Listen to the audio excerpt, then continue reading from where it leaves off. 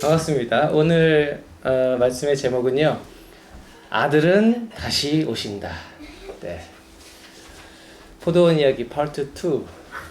지난주에도 우리가 포도원의 이야기, 비유의 이야기를 나누는데 오늘도 포도원 이야기입니다. 여러분들 배은망덕이라는 사자성어 아세요? 퀴즈 나갑니다. 배은망덕이라는 한자 성어가 있는데요. 다음 중 배은망덕의 뜻은 무엇일까요? 정답. 네, 모두 맞추신 것 같이 배은망덕은요, 이렇게 3번. 남에게 입은 은혜를 잊고 배반한다는 뜻을 가지고 있습니다. 이걸 우리나라 속담으로는 또 뭐라고, 어떤 속담을 쓸 수 있을까요? 믿는 도끼에 발등을 찍힌다. 이런 속담으로 표현할 수 있을 겁니다. 오늘 본문은요, 그런 이야기입니다. 배은망덕한 사람들. 마태복음 21장에 여러 가지 이야기들이 있어요. 되게 중요한 이야기들. 예수님께서 예루살렘 성에 입성, 막 나귀 새끼 타고 입성하시면서 호산나 하고, 예수님이 성전에 들어가셔가지고 거기서 장사하는, 거기를 시장 바닥으로 만든 사람들 상을 막 둘러 엎으시면서 여기는 하나님 만민이 기도하는 집인데 니네 다 나가 하고 내쫓으시고, 또 이거에 화가 난 사람들이 예수님을 찾아와서 당신 무슨 권위로 이러는 거냐 대답하라고 하고, 예수님 그들과 논쟁하고 나가셨다 들어오시면서 배고프셨던 예수님께서 무화과 나무를 바라보셨는데 그 무화과 나무에 열매가 없네, 따먹어야 되는데 열매가 없네. 마치 예수님이 화가 나신 것처럼 너는 이제 말라 비틀어져라. 그러니까 그 나무가 말라 비틀어져 버리고, 제자들은 아니 이게 무슨 일입니까? 라고 물어보고, 그 일들이 있은 후 다음에 예수님께서 비유의 이야기로 오늘의 이야기를 하시는 겁니다.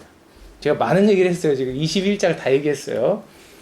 이 오늘 포도원 이야기는 지난주와 조금 다른 얘기입니다.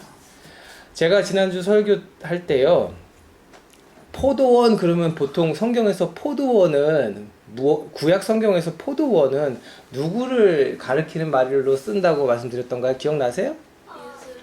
네, 맞습니다. 이스라엘 민족, 하나님의 백성 이스라엘을 포도원에 비유하는 것이 성경 구약에서 특별히 쓰이는 포도원의 쓰임입니다. 그리고 당연히 그 포도원의 주인은 누구?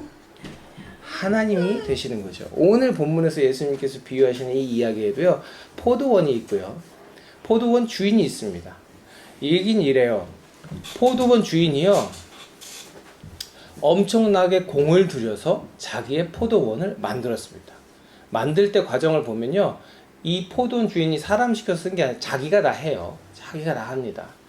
피와 땀을 쏟아서 이렇게 포도원을 잘 만들어 놓고, 이것을 농부들에게 새로 주고, 새는 뭐예요?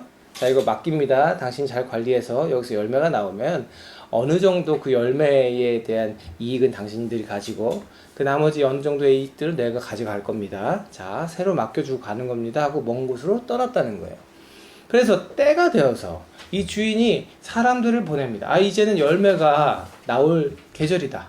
가서 열매 좀 걷어가지고 와. 그리고 종들을 보냈다는 거예요. 근데 이 종들이 와서 떡떡떡, 그거 띄워주셔도 돼요. 떡떡떡, 열매 받으러 왔습니다. 그러고선 종 셋이 처음에 온 거예요. 그랬더니 어떻게 했대요? 때리고 돌 던지고 죽여버렸대요. 이게 무슨 황당한 일이에요. 주인이 자기 밭에 새를 받으러, 열매를 받으러 사람들 보냈는데 이런 일이 벌어진 거예요? 여러분이 만약 주인이었다면 이 소식을 듣고 처음에 어떻게 했을 것 같아요?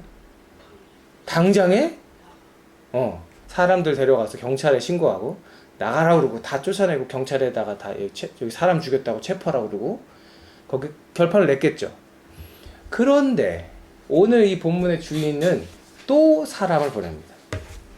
더 많은 종들을 보내줘요. 자, 열매 받으러 왔습니다 하고 보냈다는 거예요. 그런데 또 어떤 일이 있었대요? 또 때리고 돌로 치고 죽였다는 거예요. 더 많은 사람들을 보냈음에도. 자, 여러분 같으면 여기서 어떻게 하시겠어요? 가만히 안 둬요. 그죠? 이거 경찰 불러. 경찰 출동해. 군대 불러. 이렇게 해. 근데 어떻게 한대요? 주인이 내 아들은 존중하겠지. 그리고 아들을 보낸 거예요.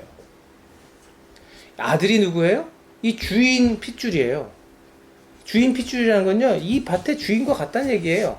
상속자라고 하죠. 어차피 이걸 물려받을 그 아들, 후계자. 이 아들이 왔다는 건요, 주인이 온 것과 같은 거예요. 그렇잖아요. 그런데 그 종들이 어떻게 했대요? 잘됐다. 저 상속자, 이거 물려받을 저놈을 없애고 우리가 이걸 차지하자. 그리고는 그 아들을 죽여버렸다는 거예요. 여러분, 이 농부들이 정상입니까?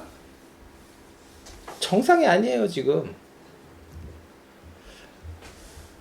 여러분, 말씀 보면요, 즙을 짜는 구유, 그리고 강도와 이런 다른 나쁜 사람들로부터 그 포도원을 지키는 망대, 그리고 야생 동물 들어오지 못하도록 그 산을 이렇게 파고, 이 포도원을 이렇게 아름답게 만들어서 주인이 확실하게 만들어가지고 믿음을 가지고 맡긴 거 아닙니까? 그죠? 잘 관리해 주세요 하고 맡긴 거예요. 자기의 피와 땀이 담긴 이 재산을. 여러분, 이건 특권이잖아요. 이 농부들에 대한 언급이 없어요. 이 사람들이 뛰어난 농부였다라 라든지 농부들의 이 농사력이 탁월했다 라든지 이런 얘기는 없어요. 그냥 이 농부들은 주인이 새를 준 것 뿐이에요. 그래서 특권을 얻었어요. 거기서 수익을 거둘 수 있고 그것을 관리할 특권을 얻었단 말이에요. 선택된 거죠. 조건 없이 모든 것을 누릴 수 있는 특권을 얻었어요. 그리고 자유롭게 종이 떠났잖아요. 그러면서 막 당신들은 이렇게 하고 하루에 몇 시간 일하고 막 이게 아니라 잘 관리해 주세요 하고 맡겼어요. 자유롭게 그것을 관리하면 되는 거였어요. 얼마나 좋아. 이런 직장에 있으면 최고죠. 그죠? 직장에서 사장님이 계시면 일하기 불편하죠. 그죠? 아닌가? 자, 아무튼 사장님 멀리 떠났으니까 거기서 일을 하는 거 얼마나 자유로워요. 그리고 열매만 잘 거둬서 새 잘 받치면요, 이 나머지는 자기들 거 아니에요. 그런데 이 특권과 자유에 의무도 더해지는 건 맞죠. 맡겨진 일에 충실해야 되는 거예요. 때가 돼서 주인이 자, 열매 내놓으세요, 이제 결산할 때가 됐습니다 하면 어떻게 해야 돼요? 열매를 주인에게 갖다 줘야 하는 게 이 사람들의 의무, 해야 할 일입니다. 그죠? 이 모든 것들을 그냥 헌신짝 버리듯, 우리말에 그런 표현이죠. 헌신짝 내팽개치듯. 여러분, 다 떨어진 신발, 작아진 신발 어떻게 해요? 과감하게 버리죠. 이렇게 헌신짝 날려버리듯 이 주인의 은혜를 날려버린 이 농부들이요, 엄청난 일을 저지른 겁니다. 종 죽이고 기회를 또 줬는데 또 종들을 죽이고 마지막에 그 아들은 존중해 주겠지 하고 아들을 보냈더니 그 아들까지 죽이고. 성경은 이 모든 일들을 무슨 일이라고 그래요? 싹 쓸어 없애버릴 만한 악한 일들이라고 오늘 본문에 말하고 있습니다. 여러분, 그런데요, 이 이야기를 여기까지 딱 잘 담아두고 우리의 삶의 자리를 보면요, 이런 배은망덕한 일들이 있습니까 없습니까? 우리의 삶에도 이런 배은망덕한 일이 벌어지곤 합니다. 첫 번째로 사람과 사람 사이에서요, 배은망덕한 일은요 작고 크게 드러납니다. 아이들 싸움 보면요, 아이들이 이 아이가 A가 B한테 좋은 마음으로 이렇게 해줬으면 B도 A에게 그렇게 해주기를 바라고 그렇게 해준 건데 B는 A에게 그렇게 안 해주고 소리가 막 커지고 막 언성이 높아지고 막 싸우고 난 너랑 안 놀아 막 이러고 막 서로 화가 나고 막 그런 일이 있지요. 제가 다음 화면에 보면 유명한 그 강연자 중에 그 소통 전문가 중에 김창욱이라는 분이 있습니다. 제가 얼마 전에 그분 영상을 이렇게 우연히 보다가 이분이 이렇게 얘기를 해요. 당신이 누군가에게 크게 상처를 입었다는 것은 당신이 그 사람에게 진심이었다는 뜻입니다. 저는 이 말을 너무 공감했어요. 저도 상처를 입지 않겠습니까? 살면서. 상처를 입었어. 그래서 내가 마음이 너무 아파. 내가 왜 이렇게 힘들어하지? 내가 이렇게 마음이 아파하지? 나를 가만히 들여다보니 이 말처럼 내가 나에게 상처 준 그 사람에게 진심이었던 거예요. 나는 진심이었는데 그 사람은 나에게 그런 일을 했으니 내 마음이 상처를 입은 거죠. 여러분, 이런 일들은요, 우리 삶의 자리에서요 수도 없이 일어납니다. 사실 온 일생을, 우리 작은 아이들로부터 나이가 있는 사람들까지 온 사람들이요 살면서 이런 일들을 크고 작게 겪으면서 살아가는 겁니다. 그럴 때면 어떻게 돼요? 속도 상하고 화도 나고 소가리를 혼자 해야 되고 상처가 아무는 데까지 그냥 싹 없던 일이 되는 거 아니잖아요. 아물 때까지 시간도 걸리고요. 말씀 붙잡고 기도하면서 하나님 내 마음 고쳐주세요. 내 마음 치유해주세요. 애도 써야 되고 노력도 해야 되는 거예요. 잘못은 그 사람이 했는데 이런 모든 일들은 그냥 내가 해야 되는 것 같고 수도 없이 이런 생각을 하는 시간들이 지나갑니다. 그런데 어디 이런 배은망덕한 일이요 사람과 사람 사이에서만 일어날까요? 그렇지 않습니다. 하나님과 사람 사이에도 배은망덕한 일이 있더라는 거예요. 근데 여러분 이 말이 됩니까? 하나님이 감히 배은망덕하게 나한테? 이런 일은 없죠. 왜냐하면 하나님은 모든 것의 주인이시고 하나님께 모든 주권, 소유권이 있기 때문에요. 어떻게 그 주인이 나한테 배은망덕한 일을 해? 그분이 하시는 것은 그냥 주권자가 하시는 일이기 때문에 받아들여야 하는 일이죠. 그러면 이제 하나님과 우리 사이에 배은망덕한 일은 주로 어떻게 일어난다? 하나님이 보시기에 우리의 모습이 아니 저 녀석이 내가 저 녀석에게 그런 은혜를 베풀었는데 감히 배은망덕하게? 이런 상황들이 있다는 거죠. 배신은 누가 한다? 내가 하는 거다. 뭐 내가 얼마나 힘이 있어서 하나님을 배신합니까? 이렇게 말할 수도 있겠죠. 그러나 여러분 가만히 살펴보면 우리가 하나님을 배신하는 일이 얼마나 많은지 몰라요. 어린 친구들 잘 들으세요. 어린이라고 배신 안 하는 거 아니에요. 하나님이 기뻐하시는 것이 무엇인지 조금이라도 알면서 그렇게 안 하잖아요. 하나님이 기뻐하시는 게 뭔지 알면서 하나님은 영과 진리로 드리는 거룩한 예배를 기뻐하십니다. 근데 예배 똑바로 하루는 드리고 하루는 예배 여기 사람들 보고 그런 얘기 하는 게 아닙니다만 아무튼 하나님이 기뻐하시는 게 뭔지 알면서도 안 해요. 성경을 읽어보면 거기 다 나와 있는데 나는 모르겠어. 성경 안 읽어봐서 모르겠어. 안 읽어본 게 자랑 아니죠 이 사람아. 아이고 그 사람 네. 목사가 훌륭해서가 아니라 목사가 성경을 통해 성경의 능력이 있는 그 성경의 말씀을 인용해서 진리의 말씀을 전하면 이 목사 말이니까 믿는 게 아니라 성경의 말이니까 믿어야 할 텐데 그대로 살아야 될 텐데 저 목사를 못 믿겠어. 설교는 설교지. 좋은 말은 좋은 말이지. 거기서 끝나버려요. 여러분 이런 것들이요. 크고 작은 하나님 편에 보실 때는 배은망덕이에요. 은혜 모르는 저 녀석이 내 속도 모르고 오늘도 저러고 있네. 이것이 하나님과 우리 사이의 배은망덕의 사건들입니다. 오늘 본문 아까 제가 마태복음 21장을 쭉 설명했는데요. 중요한 장입니다.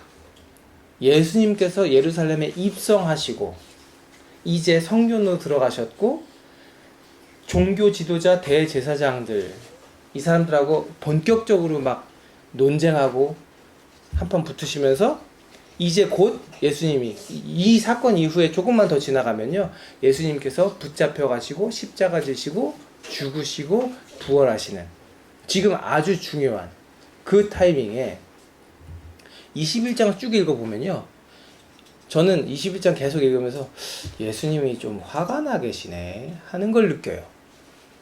아니 우리가 생각하는 예수님 어떤 모습이에요? 사랑의 예수님, 온화하고 자비하시고 언제나 하하하 아이들이 내게 오는 걸 막지 마라 이리 와라 안아주면서 아이고 목이야 이렇게 안 하시고 아이들을 이렇게 이뻐해 주시고 사랑으로 언제나 대해주시는 그 예수님이요 21장을 읽어보면요 막 성전을 다 뒤엎으시고 바리새인들 제사장들하고 논쟁하면서 막 대답해 보시오 막 그러니까 자 그럼 이거 대답해봐 못하겠습니다. 그럼 나도 대답 안 해. 붙으시고 그리고 무화과 나무 열매가 없네 그러고서 지나가시는 게 아니라 말라 비틀어져라 저주하시고 그러니까 뭔가 지금 예수님께서 중요한 타이밍에 매우 이렇게 과격해져 계신 것 같은 느낌을 받아요. 그러면서 오늘 말씀을 하시는 거예요. 오늘 말씀도 다소 과격한 얘기입니다. 포도원 이야기를 하시면서 사람을 보냈는데 때리고 돌로 치고 죽이는 일이 있고 다시 한번 기회를 줬는데 때리고 치고 죽이고는 일이 있고 아들을 보냈는데 그런 일들이 있었다. 자, 이런 일이 있으면 어떻게 할 거냐 하고 이스라엘에게 포도원 이야기를 들어 물으시는 거죠. 그리고 그들의 입에서 이런 대답이 나왔습니다. 어떻게 대답했어요? 우리 같으면요 가서 다 뒤집어 엎었습니다. 싹스러웠고 새로운 능력 있는 열매를 맺을 만한 자들에게 포도원을 주겠습니다. 그리고 이 말씀을 통해서요 우리는 주인의 이 포도원 주인의 관대함, 은혜 그리고 배은망덕한 농부들의 최후를 알 수 있습니다. 그죠? 그리고 이 이야기가 바로 오늘 내 삶에서 벌어지는 일이라는 것도 우리는 깨달아야 하는 거예요. 포도원 주인이 은혜를 베풀고 기회를 주고 그랬음에도 불구하고 결국에 찾아온 심판의 날에 멸망당하고 말았던 그 농부들의 이야기. 여러분 이 이야기를 보면서 우리가 깨달아야 될 건 첫 번째로요. 모든 농부들에게 기회가 있었다는 거예요. 기회가 있었어요. 2번이나 종을 보냈고 아들까지 보내잖아요. 돌이켜 저희가 정말 잘못 생각했습니다. 용서해 주세요. 회개하고 돌이킬 기회가 있었다는 거예요. 근데 그들이 그렇게 했나요? 그렇게 하지 않았습니다. 점점 더 죄가 죄를 낳고 점점 더 큰 죄를 결국에 넘지 못할 강까지 넘어서 아들을 죽여버리죠. 이스라엘 민족에게 기회가 있었습니다. 그 구약시대부터 출애굽 이후에 이스라엘 백성들을 가나안 땅에 보내시고 젖과 꿀이 흐르는 그 가나안 땅에서 내 백성들 여기서 잘 살아. 내 말 듣고 내 말씀대로 살아. 선지자를 보내고 심판하실 때 심판하시고 치고 바른 길로 가도록 수없는 기회를 주셨음에도 그들은 돌이키지 않았습니다. 사랑하는 여러분, 우리의 삶에도요 기회가 주어졌습니다. 무슨 기회? 새로운 피조물로 살 기회. 예수를 만나고 이전에 나는 죽고 새 사람이 되어서 이제는 예수의 사람으로 살아가게 된 우리들에게 새로운 기회가 주어진 거예요. 그런데 우리의 새로운 삶에도 우리의 연약함 때문에 알게 모르게 하나님의 마음을 아프게 하는 일들이 있더라는 거지요. 그러나 사랑의 예수님께서 끊임없이 우리에게 기회를 주십니다. 언제? 우리가 회개하고 돌아서면 우리를 의롭게 하시고 하나님 백성으로 붙잡아 주시는 거예요. 예수 그리스도의 이름으로 기도하면 우리에게 다시 한번 기회가 주어진다는 거죠. 회개하면 기회가 주어진다는 겁니다. 여러분, 우리에게 주어진 그 기회를 잊지 마시길 바랍니다. 이제는 우리는 옛사람이 아니라 새로운 사람이에요. 예수를 알게 되고 새로운 삶을 살게 되었습니다. 기회는 우리 삶에 주어졌어요, 이미. 그렇기 때문에 농부들은요 어떻게 했어야 돼요? 감사하고 겸손했어야 해요. 기회를 주는 포도원 주인 앞에서요 가만히 보면요 이 농부들이 탁월해서, 농부들이 이뻐서, 잘생겨서, 매력 있어서 그들에게 기회를 계속 줬던 게 아니에요.